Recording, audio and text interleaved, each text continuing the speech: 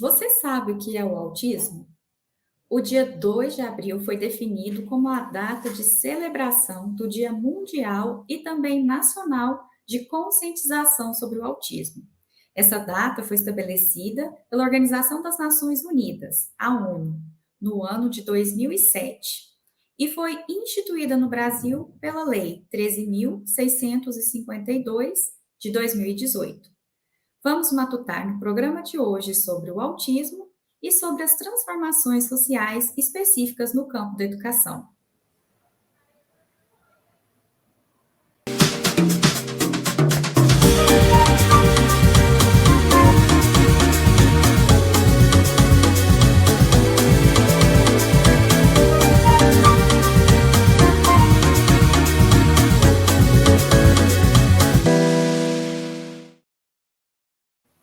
Olá, eu sou Thalita Franco, apresentadora do programa Matutando, uma mulher de pele branca, cabelos cacheados na altura dos ombros.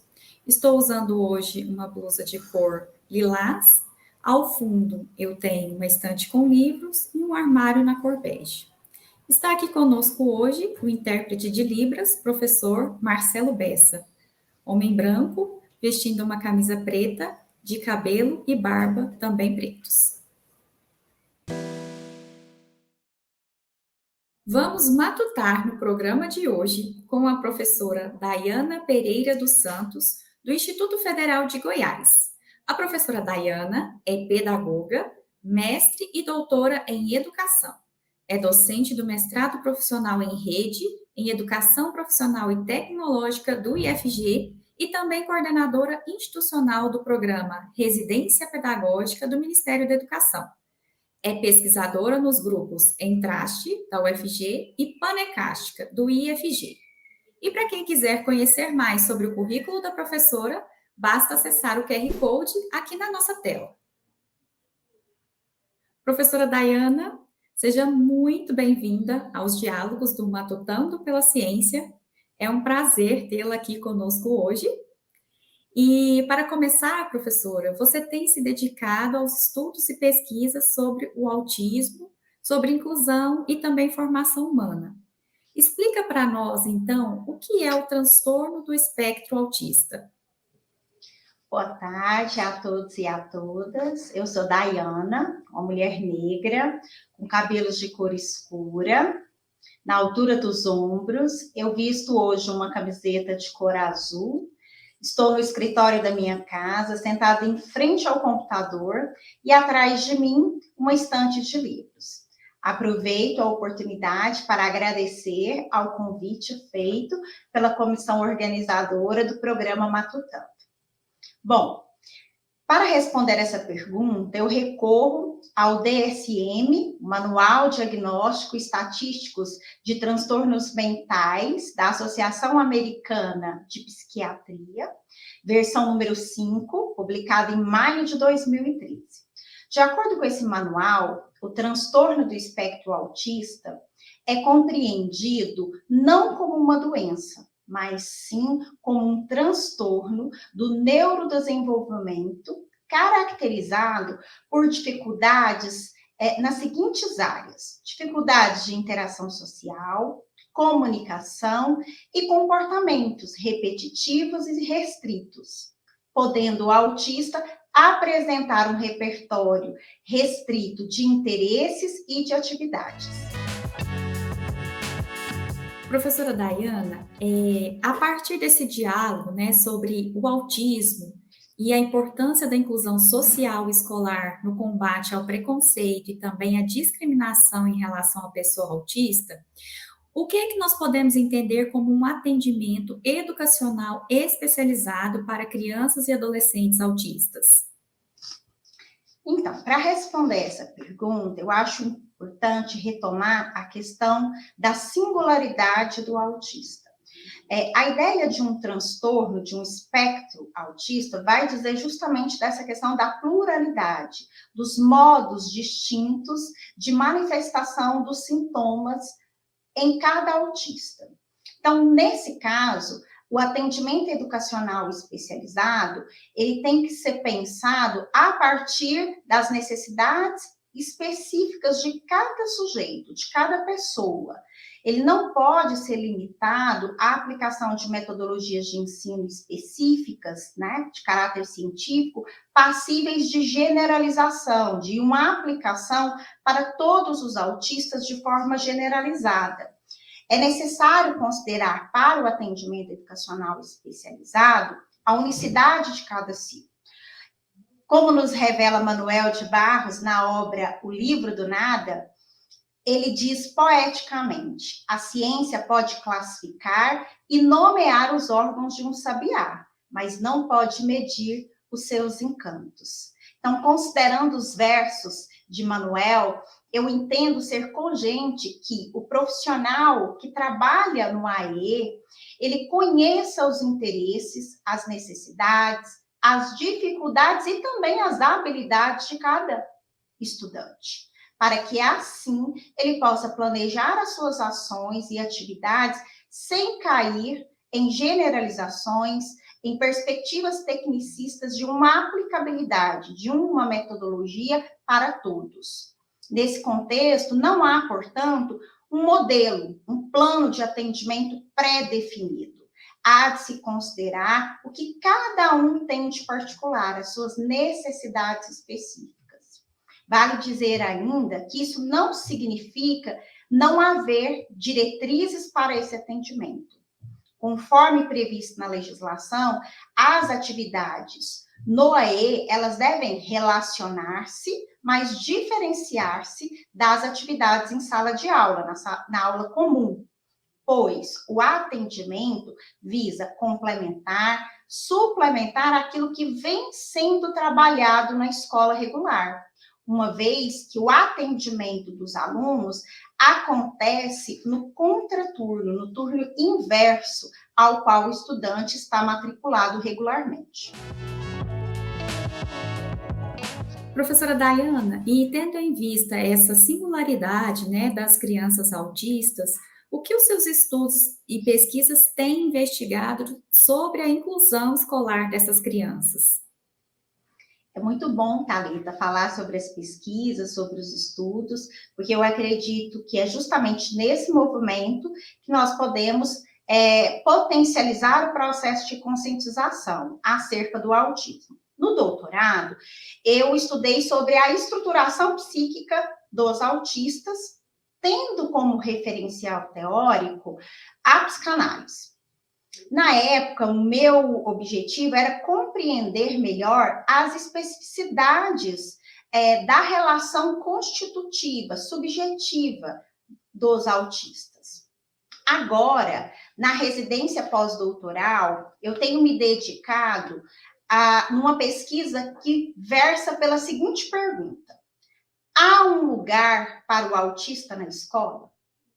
Essa pergunta, ela baliza a escuta de professores e professoras de escolas públicas do município de Goiânia, com a finalidade de identificar, registrar e analisar as percepções destes profissionais em relação à inclusão escolar de crianças diagnosticadas com autismo, mas também pensar acerca dos efeitos oriundos desse processo.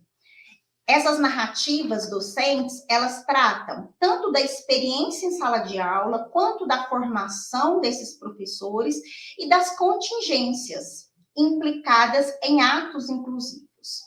Elas são reveladoras ainda de que muito falta para se garantir as condições de trabalho na escola, numa perspectiva inclusiva, deixando como registro o questionamento quanto às finalidades e à viabilidade de uma oferta de uma educação verdadeiramente inclusiva e não pseudo, que ofereça, assim, oportunidades equivalentes de aprendizagem e de desenvolvimento a todos os estudantes. Cabe destacar ainda que essas narrativas têm desvelado que os possíveis e os impossíveis sucessos e fracassos engendrados no processo de inclusão escolar devem ser dialetizáveis, ao invés de serem tomados como absolutos, como verdades absolutas. Professora, e quais são as atividades, estudos e pesquisas sobre o autismo relacionados ao grupo Panecástica? No nosso grupo Panecástica, nós temos como filosofia a inspiração do trabalho de Joseph Jacotot. Ele foi um estudioso, um teórico do século passado, que se preocupava com a questão da emancipação intelectual. Então, dentro do nosso grupo, nós temos diferentes linhas de pesquisas e todas elas centradas na questão do protagonismo do sujeito na produção do próprio conhecimento. Em relação às pesquisas vinculadas à questão dos autismos, não só pensando na inclusão na escola, mas pensando numa perspectiva mais ampla, nas suas relações sociais, culturais e com o mundo do trabalho, nós temos feito um trabalho interessante em relação à escuta dos professores. Para nós é muito importante tentar compreender como os professores têm tomado a presença das crianças, dos adolescentes, dos jovens e adultos autistas na escola. O nosso grupo, com esse objetivo, tem não só desenvolvido projetos de pesquisa, mas também projetos de extensão, organizando rodas de conversa, seminários abertos à comunidade, para que, dentro de uma perspectiva dialógica, crítica e que traga o contraditório desses processos, tenhamos a oportunidade de, a partir do nosso lugar, mas também reconhecendo o lugar do outro, produzir um conhecimento que leve em consideração não só os elementos da legislação. Sob esse prisma, é muito importante considerar que a inclusão não é compreendida pelo grupo Panecástica como a simples entrada da criança na escola. Os nossos trabalhos de pesquisa, os nossos projetos de extensão têm como objetivo reconhecer na prática, nas atividades vinculadas junto com a escola, quais são as nuances que estão postas nestes processos, reconhecendo ainda o que há de contraditório dentro de uma ambivalência no ato de incluir e excluir. É nessa dicotomia que as nossas pesquisas e os nossos projetos têm sido desenvolvidos, tendo ainda a participação não só das professoras dos cursos, mas também dos estudantes, oportunizando aos estudantes do ensino médio, da graduação, a participação efetiva nesta produção de conhecimento, tanto nas pesquisas bibliográficas, como também na fase destinada à coleta de dados. Efeito disso, nós temos monografias produzidas, trabalhos de conclusão de curso na especialização e também dissertações de mestrado que foram defendidas no programa Prof. EPT do campus Anápolis. Esses trabalhos têm se constituído como um conjunto de produções importantes porque elas dizem de uma realidade que é goiana. E para a produção científica na região centro-oeste, isso marca um lugar não só teórico, mas um lugar político, de elaboração, de conhecimento e também de luta pelos direitos das pessoas autistas.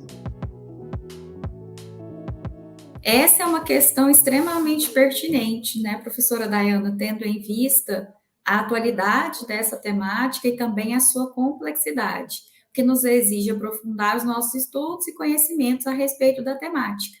Por isso, vamos continuar matutando no próximo bloco sobre o autismo e as transformações sociais envolvidas no campo da educação.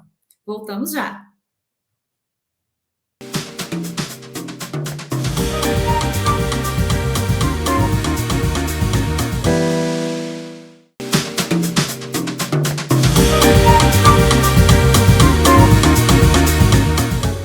Autismo, conhecimento e transformações sociais são termos essenciais aos nossos diálogos do programa de hoje. Para continuar matutando, a nossa conversa continua com a participação dos estudantes do IFG no quadro Que Ciência.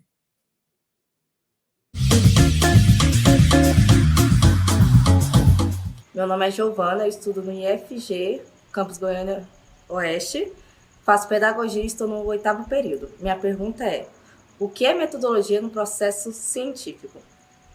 A pergunta da Giovana é interessante porque nos permite compreender a metodologia científica como sendo mais do que uma disciplina que trabalhamos ao longo dos cursos de licenciatura, bacharelado ou de outra instância.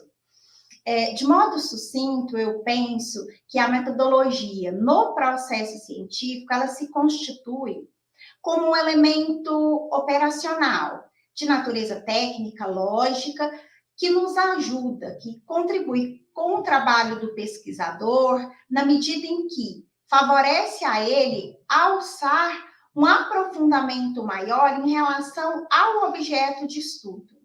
A esse respeito, o professor Severino, que é uma referência na área, ele nos diz que a metodologia no trabalho científico, ela instrumentaliza o pesquisador no que tange aos procedimentos a serem tomados, desenvolvidos ao longo da pesquisa, tanto em relação à parte bibliográfica, como a análise documental, e também naquilo que se refere à coleta de dados e à sua análise. Nas palavras de Severino, isso possibilita o acesso aos caminhos do processo científico.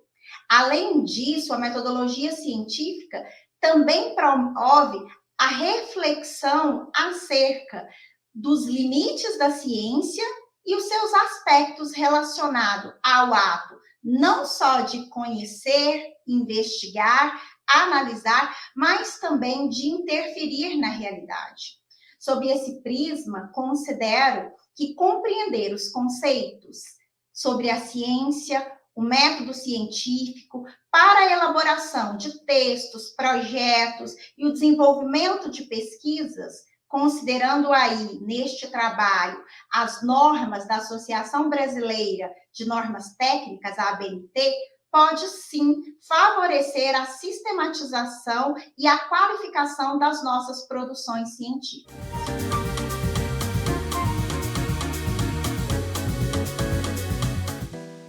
E como contribuição para a temática, professora Daiana, podemos indicar para os estudantes, servidores e também toda a comunidade em geral as atividades e eventos realizados pelos NAPNES, que são os Núcleos de Atendimento às Pessoas com Necessidades Específicas aqui do IFG, que é uma oportunidade de estudos e aprendizagens também sobre o tema do autismo. Professora, falando um pouquinho mais sobre esse assunto, né, trazendo para a nossa leitura de mundo, podemos dizer que a conscientização sobre o autismo significa um ato de transformação social. Mas como isso acontece? De que forma? E também quais são as mudanças sociais e educacionais necessárias relacionadas ao autismo? Thalita, eu vivencio a realidade nas escolas, nas redes públicas de ensino municipal, estadual e federal. Portanto, se trata desse o meu lugar de fala, né, de discurso, e é a partir deste lugar e dos estudos que eu tenho feito que eu reconheço a importância da conscientização como um ato de transformação da realidade. Eu considero nessa discussão preponderante o fato de que, na formação humana, nós precisamos tomar como princípio a condição de inacabamento do sujeito, do homem. Eu gosto de pensar, a partir do Bakhtin, que para viver e agir no mundo, eu devo me reconhecer como um ser inacabado. Nas palavras desse autor, devo ser para mim mesmo um valor ainda por vir. E é nesse sentido que eu penso que a compreensão do ser humano como como um ser inacabado, ratifica a ideia de que nós aprendemos sempre e com o outro. Ou seja, ninguém é detentor de verdades prontas e irrefutáveis, e por esse motivo, as trocas de experiência, o diálogo entre os pares, dentro, fora da escola, precisam ser valorizados como possibilidade de potencializar os processos voltados para a conscientização acerca do que é o autismo, mas também sobre a importância de uma inclusão verdadeira dessas crianças, adolescentes, jovens e adultos, não só dentro da escola, mas em todo o âmbito social. Entendo que nesse movimento de conscientização, nós trabalhamos contra a discriminação e em defesa dos direitos dos autistas. É como nos ensina Paulo Freire, na obra Pedagogia do Oprimido. Se a minha conclusão de que eu sou consciente atesta, de um lado, a minha ignorância, ela me abre também, de outro prisma, o caminho para conhecer. O caminho para conhecer sobre as especificidades do autismo, tema do nosso programa, mas também sobre o valor de práticas inclusivas e de respeito à diversidade humana. Com a conscientização, o comportamento do autista, muitas vezes tomado de maneira equivocada e preconceituosa, pode ser percebido socialmente como uma modalidade singular de elaboração desse sujeito, e não como uma expressão pura de um desvio relativo aos padrões normalizantes.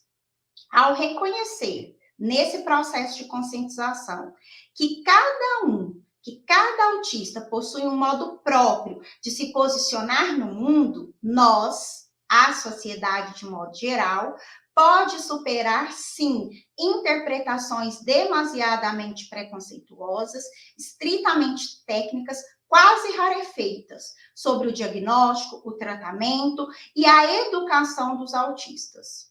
Eu entendo que o singular de cada gesto, olhar, palavra, deve ser considerado, e isso atravessa a constituição das mudanças sociais e educacionais relacionadas à inclusão de pessoas autistas.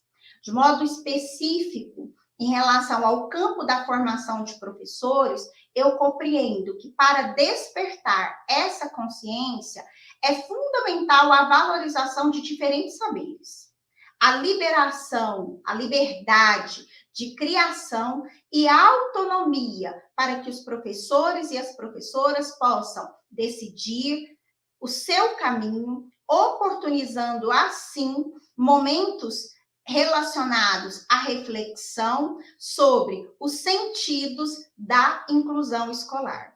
Na minha percepção, pessoas mais conscientes sobre o valor da diversidade humana tendem a questionar e a não aceitar práticas excludentes.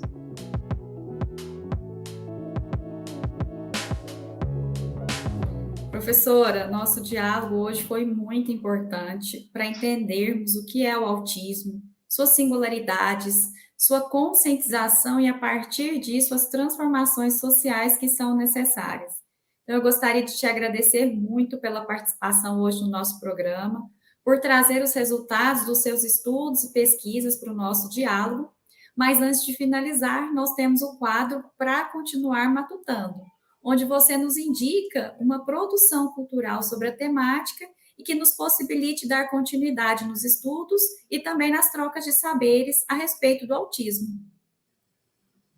Thalita, eu trago como sugestão, inicialmente, 3 produções, um documentário intitulado O Autismo, Vida Real. Esse documentário foi produzido pela Associação Fortaleza Azul, que desenvolve um protagonismo na luta pelos direitos do autista. Esse material nos permite perceber a partir das vozes de familiares e responsáveis e também de profissionais que trabalham com os autistas, as perspectivas em relação ao trabalho clínico, pedagógico e também social acerca do modo como essas pessoas têm entrado não só na instituição escolar, mas também no mundo do trabalho.